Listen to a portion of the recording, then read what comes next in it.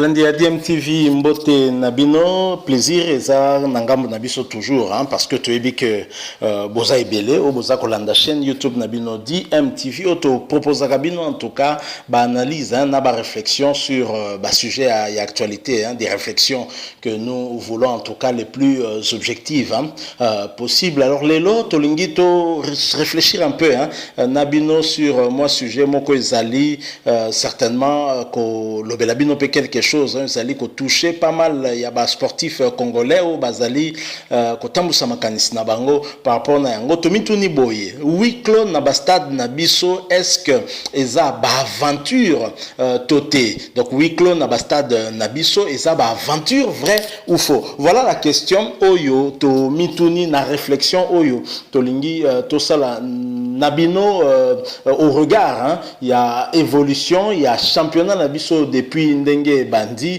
au regard, peut même la reprise, il y a éliminatoire, il y a Coupe d'Afrique, hein, des Nations, Can Total Cameroun 2021, au Monaki, Léopard Nabiso ko se produire, awa pe ko sala 0-0 na équipe ya Angola, awa oyo est découragé qui battu belé, qui d'ailleurs en présence il y a premier sportif, hein, congolais, Zali Félix Antoine Tshisekedi, Zali chef de l'État, Nabiso en principe que na ba match ya bongo soki public et dans la carte ya stade, je vous assure que moi le soir na ke ko ta moko que na ke ko tellement public na ka pousser équipe surtout dans la deuxième mi-temps que on a qui pas vraiment de se produire très bien. La question là, il y a comité mandé que le que na stade na bicheza ba aventure vrai ou faux, parce que tout le monde dit que la vie les amis peut sembler en tout cas très partagée, on peut même dire que la réaction il y a battu les amis vraiment pour se partager, hein, le souci bazali plus ou moins pour accepter le jour avec sportivité, avec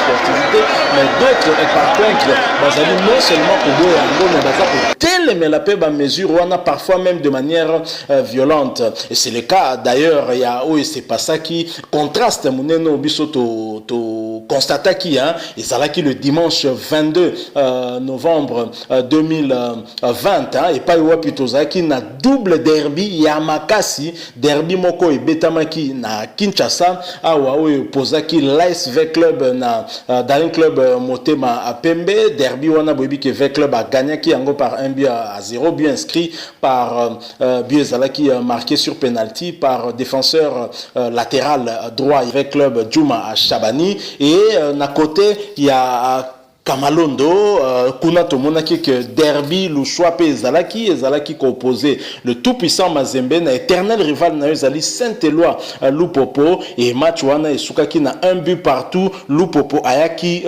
ko tia nzombo le soir ndenge ba avec Libyen balobaka vraiment but na ba dernière instants, hein, il y a un match wana, mais déroulement il y a ba match wana nyoso mibale et le kanaki de la même façon té, donc na Kinshasa et le kanaki na mo ndenge mususu na Lubumbashi et le kanaki na ndenge mususu. Alors je vous invite, hein, tout de suite botala ba image oyo ezali justement ko illustrer contraste au biso to constata qui, hein, par rapport ya ba match eza ko betama awa plus particulièrement na mukolo ya derby oyo ezalaki ya derby kinoa pe na Lubumbashi derby le soir bokomona ndenge batu bavandi na babar baza kotala match ebele parce que na stade huis clos bapekisi bango bakota, mais baza confiné na ndenga kovana na ndako te, mais confiné na ndenga okangama liboke lokola ba sardine na kati ya bar pona kotala ka match o bapekisi bango bakende kotala te à huis clos. Et lisusu botala pe na Lubumbashi réaction ya public, surtout ya Lupopo o balingaki kaka absolument bango bakoka kotala match wana en direct, ba soutenir équipe na bango Lupopo en direct, botala ba makambo wana nyoso mbale ndenge le kane bongo na sima tozonga pour que tokoka ko continuer lisolo na biso. Je rappelle, hein, que boza kolanda DMTV chaîne YouTube na bino ndero nanga yo mtozana no abonné te, s'il vous plaît ko hésiter te, moi clique moko kaka en une seconde na bouton ezawana en rouge ba komi s'abonner ou ko koma abonner na chaîne DMTV ko bossa na pété zobi misa cloche moko notification ya moi moke osoko cliquer pe wana en une seconde seulement et ko permettre na yo rataka lisute ba vidéo ou te remettre awa en ligne pona bino. Alors suivant ba image oyo, et nous nous retrouvons tout de suite après.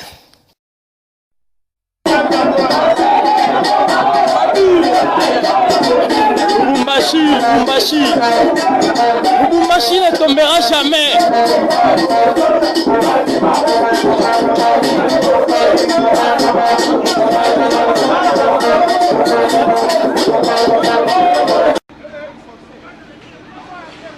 Une vive tension alors que le match était loin de débuter. À l'arrivée des cheminots au temple des Badiangwena, quelques supporters des Viettes ont forcé l'entrée, se heurtant au dispositif de sécurité mis en place.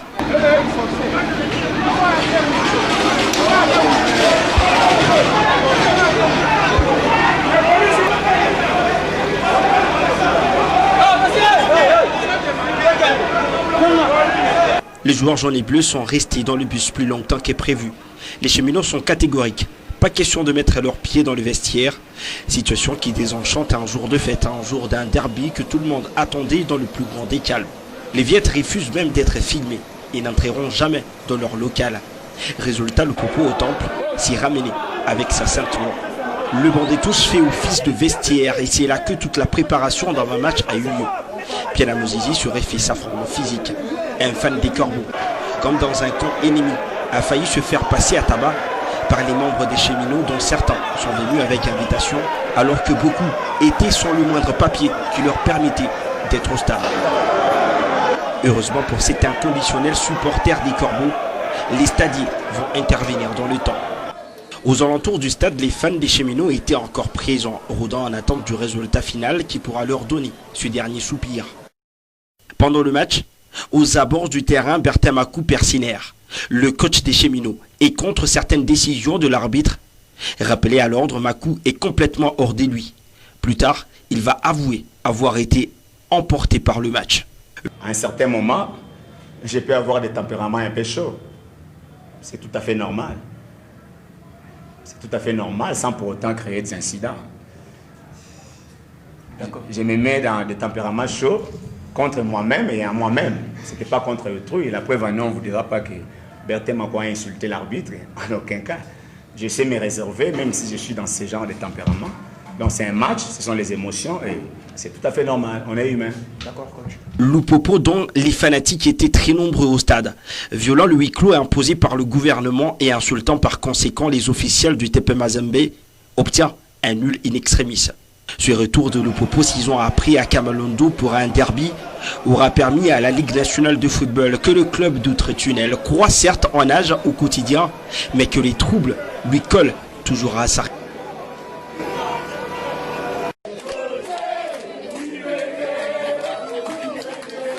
Voilà, nous sommes de retour après l'image autotique proposé Bino. D'ailleurs, pour excuser Bisso parce que dans la réflexion toujours ça là, nous allons par moment alterner en tout cas le lingala, notre langue locale ici, et le français en tout cas, que ça ne dérange pas et qu'on gêne binoté et puis désolé pour la bateau comme on a moi changement à Mabé, mais mingi nous allons vraiment nous exprimer beaucoup plus en lingala. Alors Bino Moko Bolandi, image auto proposé na Bino Bomoni oyo vraiment ils ont poussé biso na réflexion par rapport à la problématique il y a huis clos na bastade à la suite justement il y a pandémie oyo il y a Covid-19 parce que ça ba mesure moko ya ba mesure ba kondi bazui pour éviter propagation il y a maladie wana parce que Covid-19 en fait ezana nous vaincuté et d'ailleurs baza ko prévenir biso pour que to koka toujours ko continuer ko respecter ba mesure barrière mais problème ezani on décide huis clos na kati ya stade des martyrs par exemple na ba stade surtout ba match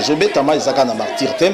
Oui, club a décidé donc public a contaté même le même public se retrouve na babar et pas iwapi bazali kota la ba match parce que na babar kuna ba imposer bango distanciation on a toujours constaté ngo na babar te respect à ba mesure barrière to constater ngo te. Alors est-ce que la décision a pour ça la huis clos na kotika batuba ke ko sangana na babar finalement objectif au toujours lingato atteindre en décidant le huis clos est-ce que objectif ngo to ko atteindre pour finalement batouana bazala peka contaminé na babar. Donc voilà problématique il y a makambo ya huis clos yo ndenge biso tozali komonela yango ndenge tozomona faiblesse peut-être il y a décision voilà parce que de mon point de vue huis clos na katia stade on pouvait éviter ça en limitant le nombre de spectateurs bakokota parce que s'il y a un endroit où on peut facilement respecter la distanciation sociale je pense que c'est bien au niveau du stade parce que ici quand on vend des alliés bien déterminé on peut toujours écarter spectateurs d'un mètre, c'est tout à fait possible et surtout dans la configuration il y a stade des martyrs par exemple et même à la stade il y a tout puissant Mazembe à Kamalondo il y a moyen que les Kisaki Timon par spectateur c'est toujours possible de de pouvoir faire ça. Est-ce que les alliés vraiment salutaire décision on a tous les décisions quand il y a Kolanda Lolenge les alliés que ça les ma na ba amboka misusu donc peut-être, en tout cas, nous sommes en train de réfléchir.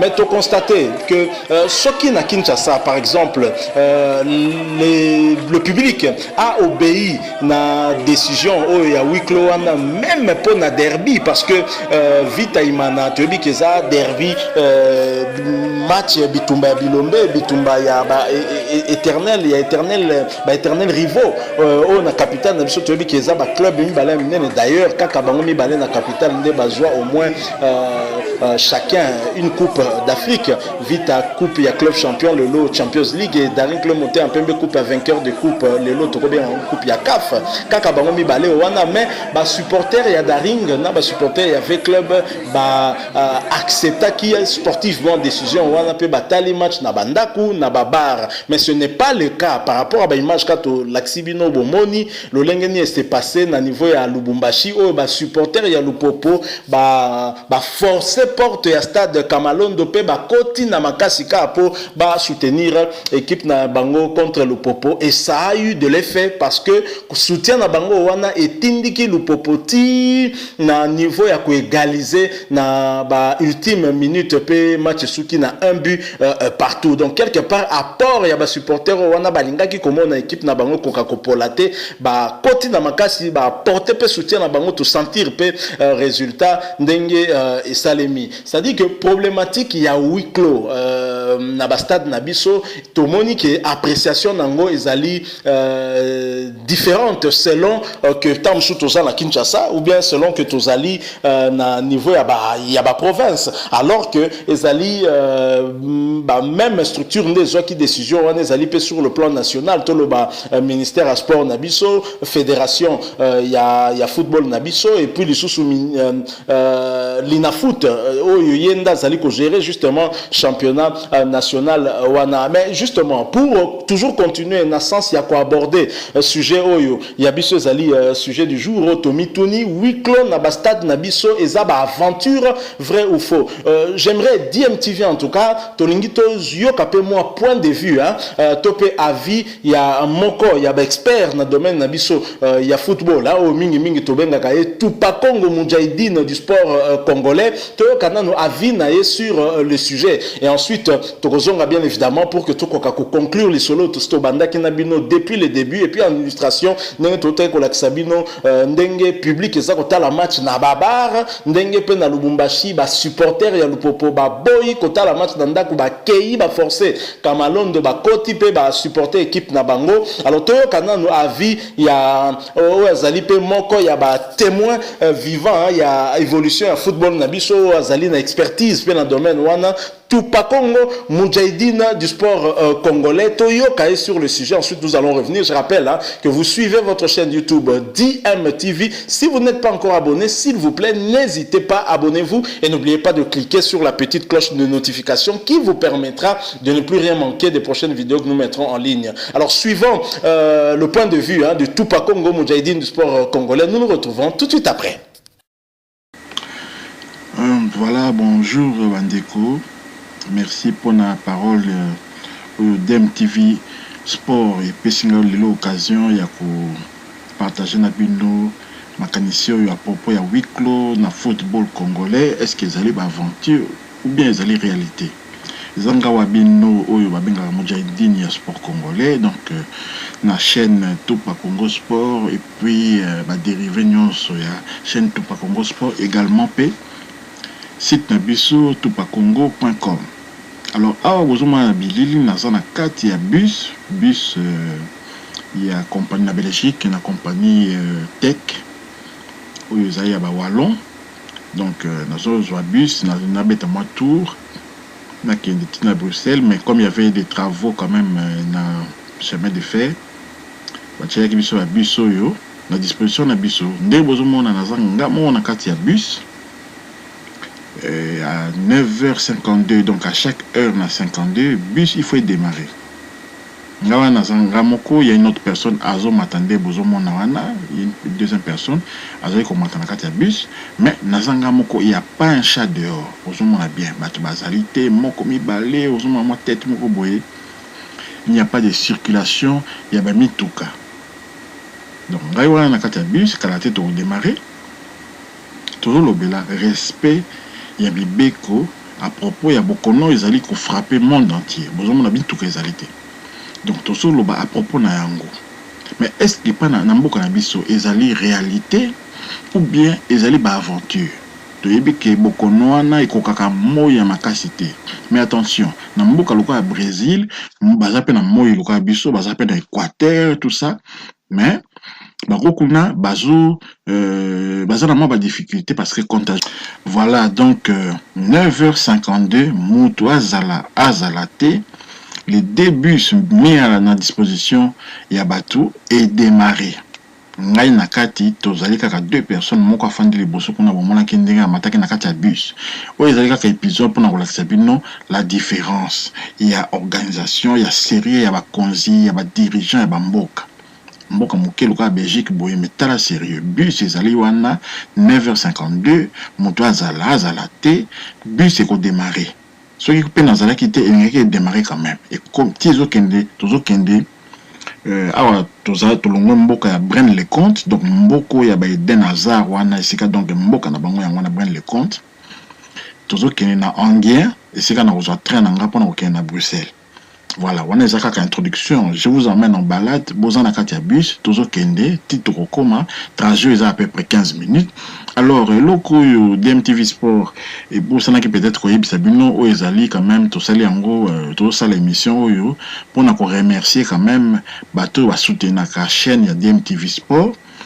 Le lobo ça na super chat ezawana disponible beaucoup ko tia moi ma coquine bino pour soutenir quand même na cadre bon moko ko soutenir chaîne Oyo DMTV Sport Oyo et vous dit ko obtenir monétisation nango bandimi yango na YouTube na monétisation et donc maintenant on va pouvoir quoi accomplir ma kamebe parce que le projet ezali pe DMTV Sport le baki bazana na projet pe peut-être ba kende na Cannes quoi accompagner équipe nationale na biso boja ba bilili moko penza ya réalité selon ba demande na bino parce que na commentaire pe beaucoup ko loba que voilà DMTV est-ce que je la biso joueur au est-ce que je mutu boité tout ça ça demande des moyens et tout bazali ko s'organiser ndenge tout pa Congo pe et s'organiser que ba chroniqueur pe bazali bazo mérité pe bazo moins quelque chose. La contribution de tout le monde est bienvenue donc tout ça là en sorte que Nini DMTV Sport Oyo est satisfaire na bateau.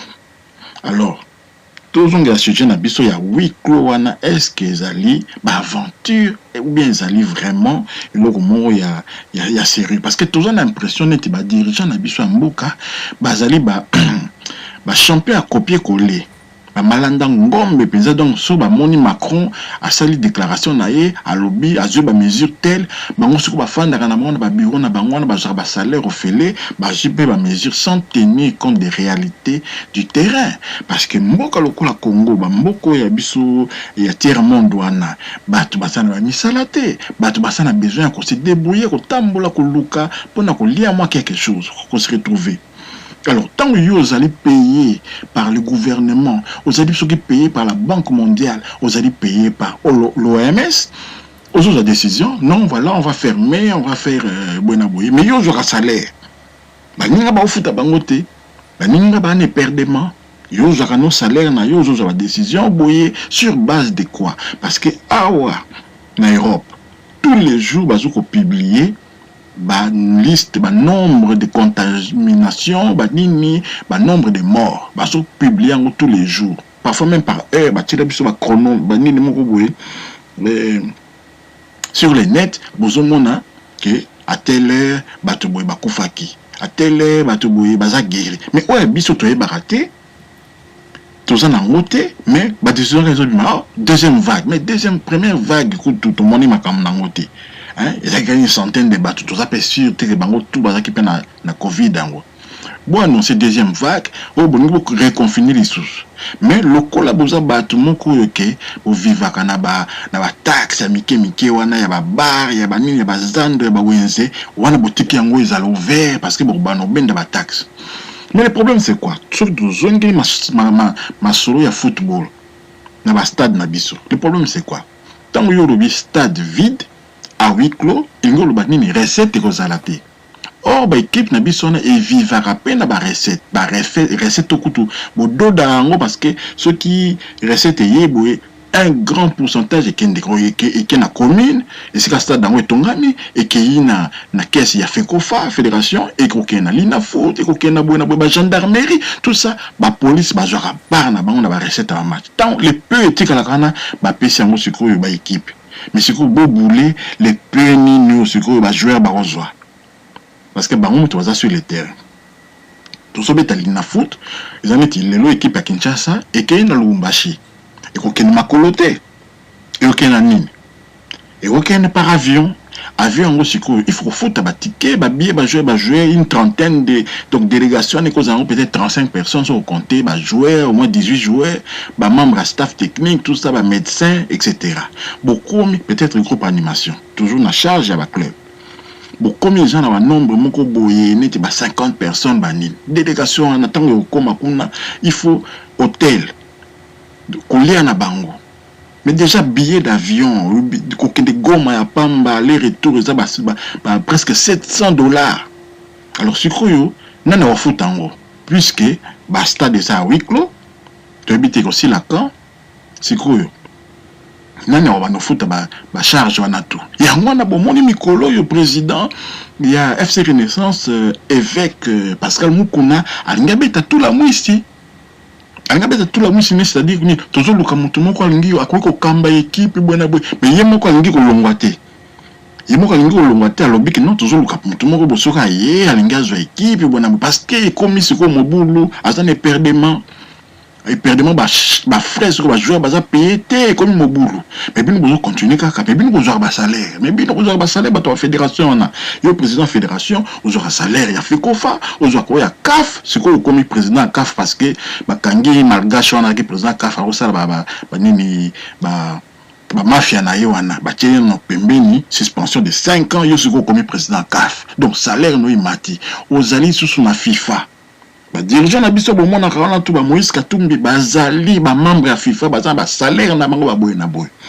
Azala ba mbongo na ye mais ba joueur bazala nini. Ba ne loko moko te yango ozoma ba joueur bazokima yango ozoma makambo ebele. Mais ce qui nous inquiète est que aux décisions voilà match aux la télévision et aux na digital Congo et aux na RTNC match Rosala. Dans toujours dans le bus, c'est s'inquiéter, bus toujours dans la direction Anguien, toujours poursuivre analyse na biso. Alors, toujours na ba chaîne na biso ils ont ba match wana. Ba ici bateau, botika na bandaku, botela match à la TV. Mais qu'est-ce que nous constatons? Lokola bakangi ba barate. Bato bazana ba bar, kaka libanda stade wana musika te bazali libanda stade bazana ba bar. Ba match wana. Donc, balati kutu ba masque te. Balati mon kutu ba masque te. Alors, tout ça, est-ce que ça va aventure? Ceux qui vraiment voulu que Covid et se répandre te na mboka. Bino bo monika parce que na Europe ba kangi ba lingi so ba supporter na ba ça avec raison parce qu'il y a des chiffres. Tant besoin que l'équipe ya Juventus contamination et comme un niveau et Matingomba bona ba décision parce que il y a eu des cas dans le club. Mais biso aucun cas, aucun joueur qui a eu Covid. Et puis, tu poses une autre question, mon sous. Combien de respirateurs appareils wana ezali na RDC Mobimba ezali combien? Ceux qui vraiment tous allez inondés par la contamination, batu bazo kota ba hôpitaux. Combien de respirateurs toi nango? Toi nango même pas 50. Congo Mobimba. Alors, tu as aventure. Tu as voilà, la deuxième vague, parce que bon, on est na poto, balingi sous-souté, supporter, na stade, bien aussi décision. Mais bango kuna kutu, plus sérieux, bazo se contaminer quand même parce que période ya maladie des zongi, maladie wana ezalaka plus à l'aise tant moins fraîcheur ezali babali les bani mais tant moins yinda ki wana ba été bon mona ki non makamuzaki na ngopé na poto pe ekitaki. Mais le problème c'est quoi? Muto soka beli yango aye na mboka na biso et akoko même na biso yango mais tant les autres bima boye les autres daye na moi wana mais il quoi za na nzoto akoko pesa mo mutu mususu boye via ba climatisation. Nous toujours dans Katabus, nous avons Nazali à l'aise dans son périste. Dans ce temps, le journal Nanga, Nazali à l'aise. batie na disposition na ngai bus ezomema ngai parce que travaux ezali na chemin de fer. Donc train ezali te batie bus moko na disposition ya bato, mais bato bayeti bato bafandi na bango na baparle bazo respecter bazo banga liwa. Mais ngai lokola c'était important ezalaki na moi rendez-vous tout ça munganga banini il fallait na kende. Alors nazwi bus na ngai nazanga bongo na kati ya bus toza mibale 3 kutu na chauffeur tozokende je poursuis. Est-ce que huis clos wana na mboka na biso ezali sérieux ou bien ezali aventure?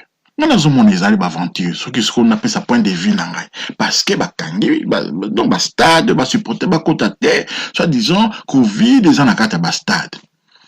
Hein?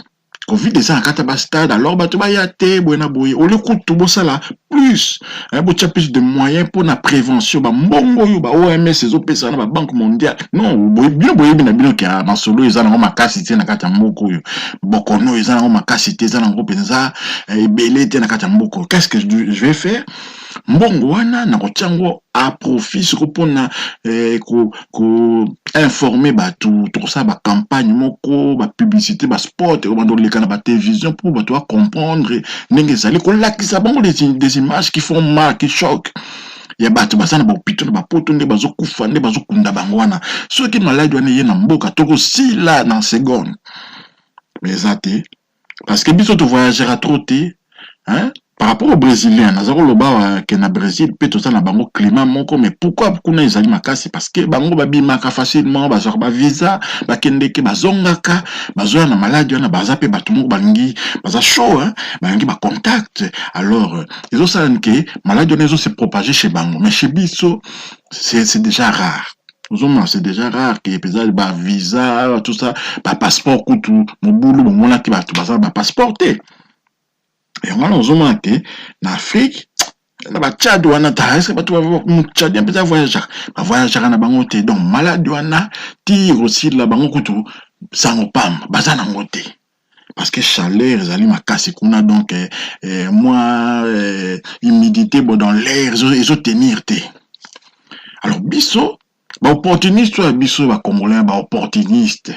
Oh, bazar, salaire, on a répété, ils sont payés par l'État, ils sont payés par l'OMS, ils sont payés par la Banque mondiale, ils sont payés par Boyena Boye. Bango, ça un souci, il y a ma coutate. Ce qu'on dit, salaire, on somme. Mais c'est, comme ils sont méchants, l'idée en plus de ça, gagner encore plus. Tchelibino, taxe, on a un aéroport, ce qui $45 pour nos certificats, tester, alors que yo route dans un pays sérieux, aujourd'hui avion, avant maintenant avion, on sait qui teste, dans un pays sérieux. Mais tant qu'on sait comment la Kinshasa, yambi, opportuniste, $45 côté. Est-ce que na $45, on a boibi combien de bateaux côté stade? Les dollars, hein, les francs congolais. Combien de personnes bako kota na stade na $45? Combien d'orphelins bako kolia? Vous avez déjà un salaire, on a répété sur le Banque mondiale, les autres ça, parce que pour moi, comme ici, comité, Covid, mais là, mon côté. Tout quand Muto, Yazolo, Ming, Barnabé, ceux qui n'ont pas trop, l'attaque maillot à Paris Saint-Germain. Est-ce que vous avez un masque? Hein? Est-ce que vous avez un latimasque? Latimasque était. Ils allaient à aventure. Nakolo c'est nous doit image mususu ezali ba fête zo ça les manango bango bazo sana bango ba fête hein na parler du peuple wana bazo kende quand il s'agit de rejoindre ba décision moko pour ko bloquer peuple pour na ba intérêt na bango wana ba yana parler du peuple mais parler du peuple to kokota alors ils ont un milieu moko fermé clos et c'est donc bokono wana penser ko se répandre comme ça dans l'atmosphère yango ba péquicité. Mais pas petit mais stade et c'est quand même c'est assez ouvert tous les autres qui n'ont pépé tout stade on a des martyrs coutus comment on tombe dans la passe hein sur le non 100 personnes kuna donc tout cas bazar quand même moi ambiance mon que ça la mbongo surtout et quota parce que c'est ça les nerfs de la guerre c'est ça qui fait vivre les clubs c'est ça qui fait vivre les joueurs et par ricochet ba famille na bango. Bana bateke na ndako papa zobeta balle azo risque ba blessure ba nini mais est-ce que paka juma wana parce que c'est un terrain de jeu aussi et to benga ngwana paka juma wana et ça depuis terrain de jeu est-ce que ba acteur y a paka juma est-ce que distanciation ezalaka? C'est frotta, c'est donc ça proximité, kangami, donc boyebi kaka. Après ça va détail te bo comprendre on ngana ngina loba. Voilà, bus est commis à tout le monde collège Saint-Augustin, tout ça déjà dans Anguien. Bientôt nous allons arriver à la gare d'Anguien. Donc, toujours poursuivre ma soeur Nabino. On a quelqu'un qui Bruxelles, après na zongi li sous na soir, toujours par les mêmes chemins. Bus c'est là qui wana toujours na zangamo. Kozuma bus c'est kende, ils ont télématé, ils ont battu pe bazate na nzela. C'est ça le sérieux. C'est ça un pays sérieux, c'est ça l'organisation. Et ça ba improvisation té, et ça ba copier coller té. Parce que ce qui peut continuer na lobby qui est un peu plus loin dans le développement, il y a nini manque de compétences, il y a pas de dirigeants. Au moment là Kinshasa, il n'y a pas de toilettes publiques. Hein. Dans Singi, on a DMTV 3, DMTV Sport, DMTV 3, ça il a besoin de sujet. Moi, parce que na Kenya, on a des toilettes publiques. Ça a été ma maman vraiment ça. Parce que type, écoutez, moi j'étais mon robot au sein de ma soeur, mais ma maman ça rendre na Kinshasa. Vous voyez là où on n'est pas sérieux. Il n'y a pas que le Covid, hein. Tous allez na choléra, tous allez na Ebola, tous allez na boye, typhoïde, mbasu nini. Est-ce que vous avez l'ango pe mesure wana, est-ce que mbasu wana peza boye bolobiki non, sili nini. Beaucoup de distanciation. Ah, na stade wana bato contacté parce que bato sili, compétition sili. Wana boye zango te, mais boye biki non Covid, boye, il faut qu'on lakisa dans le monde que bato ba pesa ba mbongo wana pour lutter contre ba Covid wana.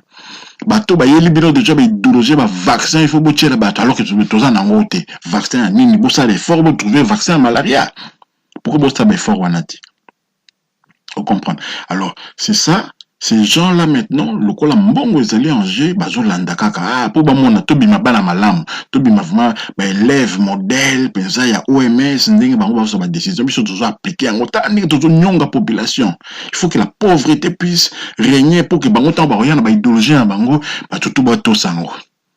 C'est ça, trop côté ba détail té parce que nous ba benga biso tozali ba depth ce qui ba complot ce qui ba ninde ba zo benga batwana. Mais ce que bien, c'est vraiment ça. Le peuple a besoin, il y a activité, va continuer, surtout sur le sport, on va football, déjà, sport à nuquer, on a quoi qui par imaginez maintenant. Hein, basketball, bon, moi qui va basketter, on a besoin, il va rater, éliminatoire, où il y a Cannes, afro basket. Parce que moi, les gens qui bango, même pendant qu'on voyageait à Pamba, bon, je bimé belé, n'a pas pour des conneries, des bêtises. Alors, biso na to komi siko na gare ya Anguien, na rokita na bus, boromona, ndenge na zo kita, ndenge na zo peut-être ba escalier, bo pona rokina ko ja train na ngai, a to komi na Anguien. Vous voyez, le trajet a fait à peu près 15 minutes, vous voyez, biso na to komi. Voilà, en tout cas, c'est ça, je suis en train de filmer en même temps, boromona. Donc je vais descendre calmement du bus. Toujours bien toujours ma son abisso concernant oui clos baso imposé biso na bastar na komi na Anguien siko yo na gare na so kita na so tamola no que je traîne nga hein et vous voyez il y a toujours personne je suis presque seul bientôt train oui aux André na loué train les trains ici en Belgique ils ont fonctionné na ba électricité ils ont fonctionné électricité oh biso tout ça ngozoma déjà les manque de sérieux moi ni ba courant tout ça nango ma trop. Bon, permettre quand même, hein, n'a pas temps, il y a pour poursuivre, hein, Billy Lioy, entre. Voilà, le bus qui vient de me déposer est là. Bon, on va commis SNCB, et les bus, il y a compagnie Tech. Voilà, maintenant, on a ce job escalier, on a qui t'a pour traverser de l'autre côté, pour aller prendre mon train en direction de Bruxelles. Voilà. Ma soeur, je continue, en tout cas. Les hommes, ma soeur, mon co, les autres, c'est un peu temps ébélé, mais bon. Voilà, je suis dans le train. Toujours démarré, nous quittons Anguien, direction Bruxelles. Donc voilà, Nasa Nakatia train, on a bien, presque tout seul, Nasa presque tout, Nam Mekano Kota Likolo, moi, une seule personne. Donc, dans tout un compartiment dans ces wagons, tout ça, il y a 2 personnes. Le train a démarré à l'heure. Et qu'il y a un zélaté, qui est bandal, boye, qui, nini. C'est le mbao? Non. Ndé baganga kawana ba taxi, ba receveur ba taxi. Quand il est l'heure, c'est ça le sérieux. Le train démarre. Dans un angamo qu'on a kata train, toujours dans une direction Bruxelles. C'est comme si dans la loi qui bus, dans la loi de train, pour n'engager na okende ba konzembo ka ba tia à disposition nanga. C'est ça le sérieux. Oh, biso toujours on a niveau on a té. Mais niveau on a tout ça là quand peut-être na ba époque comme ko jour mususu pe peut-être sujet mo ko zongela ngo ndenge to zala ka peut-être na ba année. Voilà, je suis sur les retours na zozonga sikoyo na uti Bruxelles. Na ozonga toujours na par anguin na bus na anguin mais ndé bozomona et ça bus moko un peu différent et ça ba bus ça net accordéon boyan ça net na accordéon bus a milayo ana ba tie bus a mulai mais bato bazat na zanga moko. Au départ j'étais seul na retour na zanga moko. Voilà, pour terminer, j'aimerais quand même qu'on remercie bato et ba soutenir penza na bomoko hein toute la famille bomoko. Oyo ba soutenaka penza ba se soutenaka mutuellement parce que mon YouTube comme na ba makao moko bo ceux qui soutient ya bande côté o baza na même vision ba nini to ko y arriver té. Alors j'ai dit merci à Chef Lydie NKTV, Voice TV officiel, Esther TV officiel, Émission Moseka, Global TV Moscou, donc ma solo pensé à faire rigolo là au Buenabo et tout ça chez Global TV Moscou, Massina Telema, Concept Touch, Inspiration Saveur Culinaire, B52 la mignonne. B52 la mignonne na biso. Vraiment, merci à trop. Je suis sûr que Rosa la présent dans moi intervention. Style Bella, LKB, merci. Famille Lifestyle, merci P. Mami Likwema, azali moi si nutritionniste ouais émission Moseka donc sur bateau ba kota na émission Moseka il y a un nutritionniste lui Likwema donc voilà Mami Likwema azawana maman Ondandaya maman a fille maman a fille ça la kapesa ba analyse moko bien ba émission na landaka ngo na ko sabinote maman a fille na landaka hein concept touch tout ça to landaka ngo. Et maman Ange Kala parce que même ba mibali pe bazaka na besoin ba soin de visage ba nini ba produit to landaka maman Ange Kala ba ko sabino to landaka penza ba chaîne on a tout hein besiam na mona ka boza ebele en tout cas ba na bosani bango bolimbi si bakasi Marie Chapro tout ça toujours là tout le monde ba comme ils ont parce que na mona rabino. Alors merci pour ceux qui sont venus dans super chat oyo ba chamwa makuta na bango pour que DMTV Sport puisse quand même continuer à évoluer. En tout cas c'est ça la famille, c'est ça bon moko. En tout cas na tiki parole sikoyo pour les restes na intervenant na biso ya DMTV Sport. Voilà, nous sommes de retour. Vous venez de suivre là l'avis d'un des experts dans le domaine du sport. Il s'agit bien de Tupa Congo, le Moudjahidine du sport congolais. Ce n'est pas pour rien que nous l'appelons ainsi, Moudjahidine du sport congolais, sur notre sujet du jour. Donc, il y a qui réflexion au Bissotozo Sala par rapport à la problématique, il y a huis clos Nabastade, Otomitoni, huis clos Nabastade, Nabiso, et Zaba aventure vrai ou faux. Toyoki, point de vue, il y a à Moudjahidine du sport congolais, donc Tupa Congo, Toyoki Ndenge à lobby, et donc nous pensons que opinion naïe, topé point de vue naïe sur ce sujet et enrichir en tout cas réflexion nabiso sur ce sujet, et néanmoins et Zali toujours qu'on garder biso na tendance à constater déjà qu'il y a un avis où Zali partager. Certains estiment que na niveau à stade il y a moyen de mesurer, il y a moyen d'appliquer des mesures barrières beaucoup plus facilement en permettant quand même na moins nombre moko ya batubweba ko assister na ba match, mais pour d'autres non, il faut vraiment aller à l'extrême ndenge ba condibation qui décision il faut kaka huis clos pour choisir. Et je pense que na contexte ya lelo parce que na moment bazwa qui mesure wana ya rosala huis clos, on ne parlait pas de deuxième vague na République démocratique du Congo, alors que lelo ndenge to komi bato e baza na charge ya riposte contre maladie wana baza ko parler deuxième vague et que République démocratique du Congo est menacée na deuxième vague. Nous avons même suivi le professeur Dr Jean-Jacques Mouyembe qui s'est exprimé par rapport à ce sujet. Congolais, est-ce que Bolingi c'est sous confinement pour te dire que confinement tout le monde c'est la ou alors Bolingi confinement ça la thème mais boto ça va mesure barrière. Donc deux chemins du bosso il y a Congolais beaucoup plus, il y a Kinois parce que c'est Kinshasa qui est plus frappé, soit trop confiné bino so bozo respecter la mesure barrière, soit alors vous continuez de respecter la mesure barrière. Donc voilà un peu dans le contexte ya lelo toza komona ke kozala ekokoma peut-être un peu plus difficile qu'on parle encore lever à mesure wana ya huis clos. Donc probablement tu continuer kaka na championnat mais avec toujours ba mesure ya huis clos, mais en regardant cheminement à makambo ndenge kei ndenge tozomona ke bon ba pekisi bato bakota la stade te les mêmes bato bazoke no sangana na babar bazota la match bazomela bavandi pembeni. Est-ce que finalement tu s'est trompé la décision na biso parce que est-ce que finalement but ezalinde ya ko pekista stade yango moko zo corona to but ezalinde ya ko protéger batu o ba ya kota la stade bazo corona te y compris ba acteurs principaux to ekota là o bango ndefu ba fournir biso spectacle.